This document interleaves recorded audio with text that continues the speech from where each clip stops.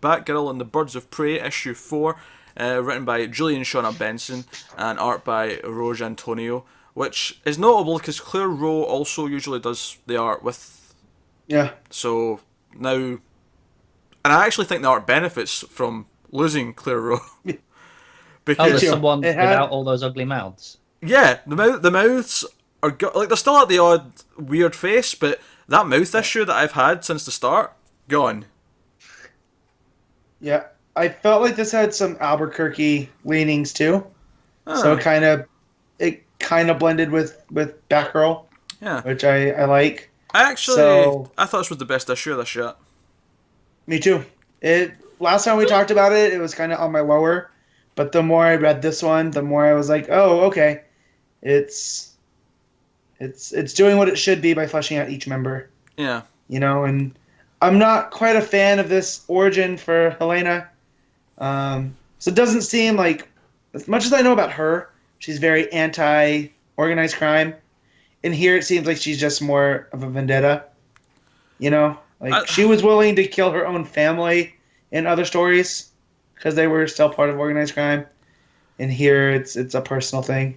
I can see why they've done that though. They want to take Oh away yeah, me too. some of that darker edge, so she's more closer to a hero than she is just an outright nutcase that she kind of Right, was and I before. get that. No, I actually like the time it spent here. Actually, explaining the backstory. Oh yeah, I enjoyed them taking that time, and I enjoyed the flashbacks. I will say that when she explains how her family was all killed, her dad was shot at the table, and then her brother was shot. The Killed fact that she Monomoy. says her mother was dragged out of the room before she was killed, I'm like, well, she's not dead then. She's either Venice, maybe she's the new Oracle, whatever, but she's someone. She's not dead. Yep.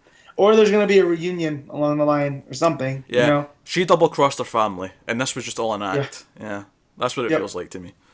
Uh, Well, yeah, because they were from, we didn't find out where mom was from, just that they met and married. yeah. You know, so Yeah. Well, do you know what I like we're as well? there. I like that the flashback started with this when her families first came to Gotham, because it was Yep. reminded me a little bit of Gates of Gotham and that whole idea of the history of the city, and that the Bartonellis were like the fourth like family of the Yeah. city. Obviously you had the Waynes, the Kanes, and the Cobblepots that were higher up, Yeah, but Wayne's, Kane's, Cobblepots, and Elliott's, and then Elliot's, Bertinelli's were like yeah, we're on the back burner because yeah, they're less than legal.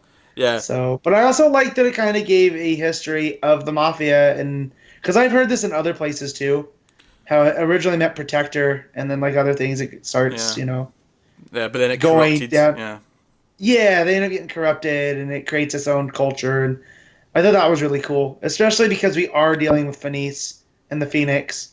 Oh, Phoenix means reborn, so I'm sure that's gonna come into play things. in. Yeah, Yeah, yeah. No, but but the story is starting to tie together really nice. yeah, because obviously Huntress sped off last issue to go and find, our target, and Yep. she ends up getting in over her head. The team of villains are beating her at the start of the issue, but then, Batgirl and Black Canary show up to help, and it's a bit more bonding, and again, I feel like their banter between each other, their interpersonal Yep. connections are starting to strengthen a little bit, and it feels like they're starting to trust more, to the point where Huntress actually tells them the story of how, Where she comes from. yeah, how her family died. So even the flashbacks also feel like they serve a purpose beyond just letting us know this stuff. It's her opening up Right. to our teammates, Yeah. which is really cool.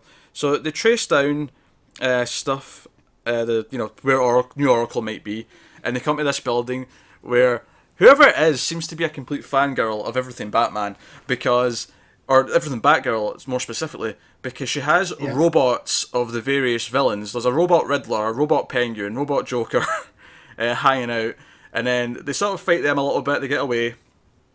They go up to where it seems this is like the New Oracle's like headquarters, and Barbara as Batgirl's on all the screens. Our old Batgirl costumes are in like display cases. Like this person's like a complete Yep. total like fan stalker nut job, Yep. and that was cool. So it's almost as if they started funneling information, being the anti-Oracle, just to get her attention.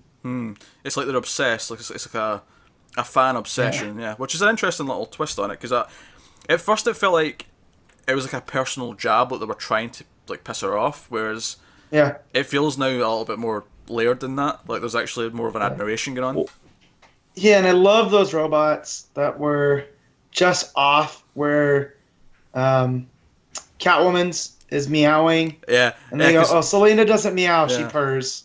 Yeah, that was good. And then Penguin quacking. It's like, that's a duck, you moron. Yeah. Yeah, that was good. That was a fun issue. I thought it brought the characters together a bit more. The plot's a bit tighter. Yep. So, no, it was good. Definitely jumped me back in to where I was feeling last time like I could drop it after this arc, but now it's... But most importantly, the mouths are no longer freaking me out. That's always a benefit. You know, I dropped this a few issues ago, and like, if there was ever anything that would get me back in, it's that this mouth issue is permanently fixed. That's the might thing that might make me give it a second chance. I've not checked if Claire's coming back, but I hope not. I hope. No offense, but that mouth issue was ugh. To be fair, it may not have been her. Maybe it's just something they've got better at, like, you know, over the issues. Yeah. Like, they've realised it was a problem and they've, you know, developed, but it seems to be gone, which is nice. Well, see if it stays that way for like at least another 2 or 3 issues before I'm convinced enough to come back. But no, I'd been enjoying this anyway because I've just been liking these characters like bouncing off each other. Kind of like I was saying how I'd enjoy Detective even if the story wasn't as good. But I feel like this one is starting to feel a bit more tighter. Like, you know, they're finding it's stuff like when they're like, well, the last time we followed the signal, it led us to an empty server farm, and one who goes, that exploded. You know, it's just the timing between the three. It's really well handled.